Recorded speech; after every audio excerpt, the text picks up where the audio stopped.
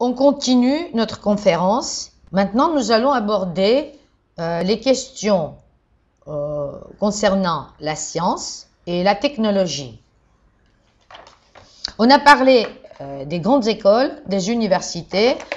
Maintenant, je voudrais m'arrêter sur certaines questions qui sont plus ou moins intéressantes pour vous. Ça, c'est université, essaimage et autonomie de gestion. Les universités et les établissements de statut universitaire sont de très inégale importance et souffrent de disparités dans leur répartition à travers le territoire national. La ville de Paris, à elle seule, compte près du 6e des étudiants du pays. Si l'on ajoute les universités des académies voisines de Versailles et de Créteil, la région parisienne en ressemble le quart. Les petites universités sont généralement caractérisées par leur polyvalence et l'importance du nombre de leurs étudiants de premier cycle. Les grandes métropoles de province, quant à elles, comptent plusieurs universités, souvent plus spécialisées, avec des effectifs importants en deuxième et troisième cycle. C'est le cas de Lille, Toulouse, Lyon, Aix-en-Provence, Bordeaux, Grenoble, Montpellier, Nancy.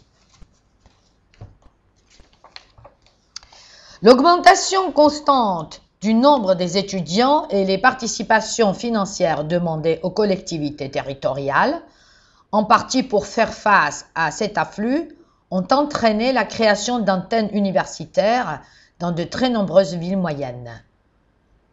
Cette délocalisation favorise la démocratisation des études supérieures, mais certains s'interrogent sur la qualité des enseignements dispensés par rapport à ceux des universités mères. Un système d'aide sous forme de bourses pour les plus défavorisés et de façon plus générale, sous forme de restaurants et de logements universitaires, complète le dispositif d'accueil et de soutien aux étudiants.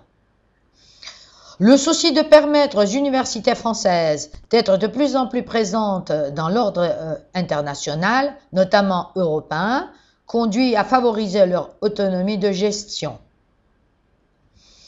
En ce qui concerne la formation professionnelle, on en a parlé, mais je voudrais attirer votre attention sur la formation professionnelle qui recouvre aujourd'hui un ensemble de dispositifs destinés aux personnes engagées dans la vie active, comprenant des préparations à des diplômes professionnels présentés précédemment, mais surtout de stages d'insertion, de conversion, de perfectionnement et d'adaptation, dont on se sert très souvent. La formation professionnelle dépend conjointement des ministères de l'Éducation nationale, de l'enseignement supérieur, mais aussi du ministère du Travail, de l'Emploi et de la Formation.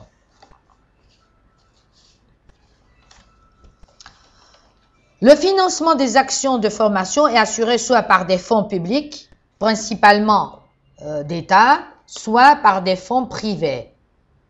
Ceux-ci proviennent des versements obligatoires pour tout employeur ayant un minimum de 10 salariés et de 1,1% de la masse salariale brute.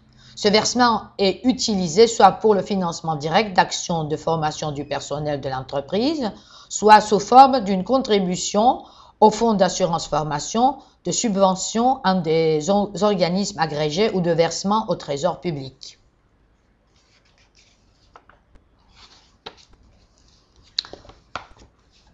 Fidèle à une longue tradition, la science française se situe actuellement à un haut niveau de compétitivité internationale.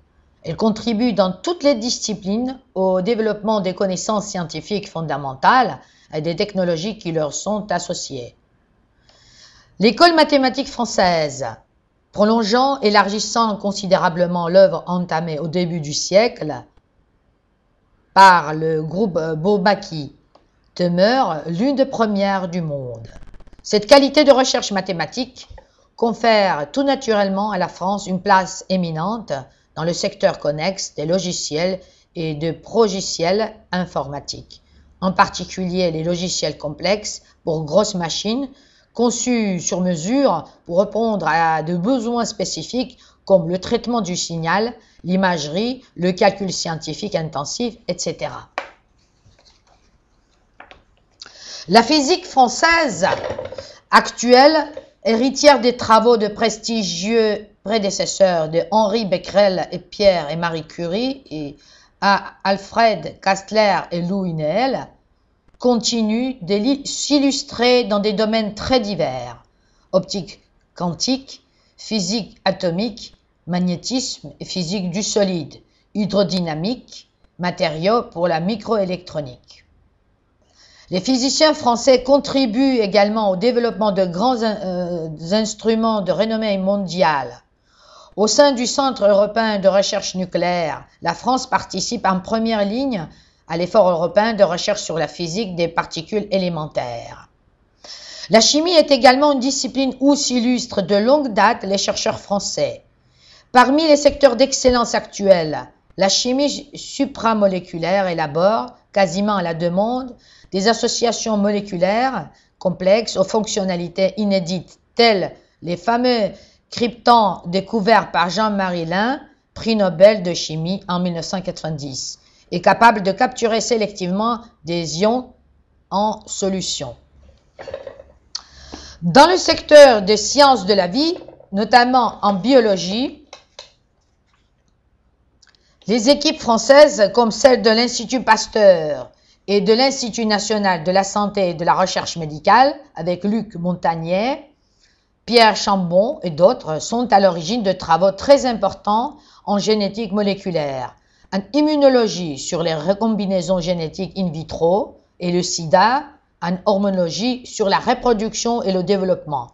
Il est ainsi désormais reconnu que le virus VIH du sida a bien été isolé pour la première fois à l'Institut Pasteur à Paris. L'exploration du génome humain constitue le grand chantier des années à venir.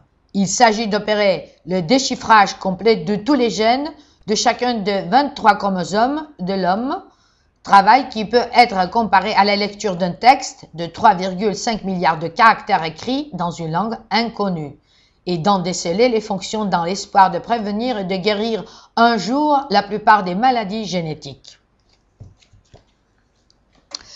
Le secteur des sciences de la Terre et de l'univers n'est pas moins dynamique.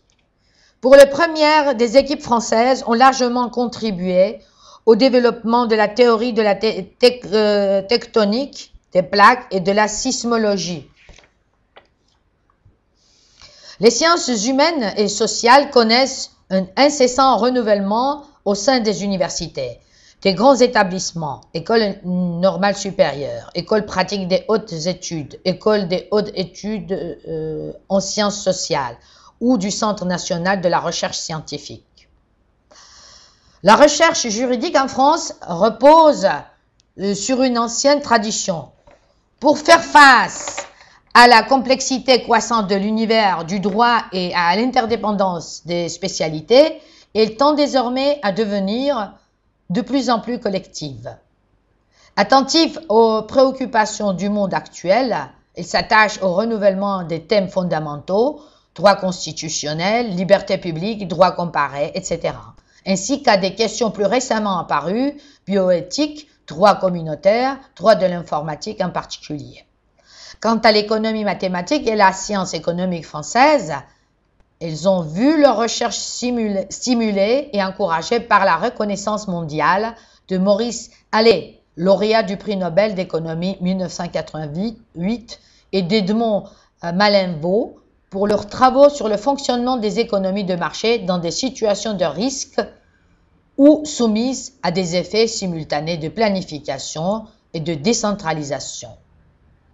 Merci de votre attention.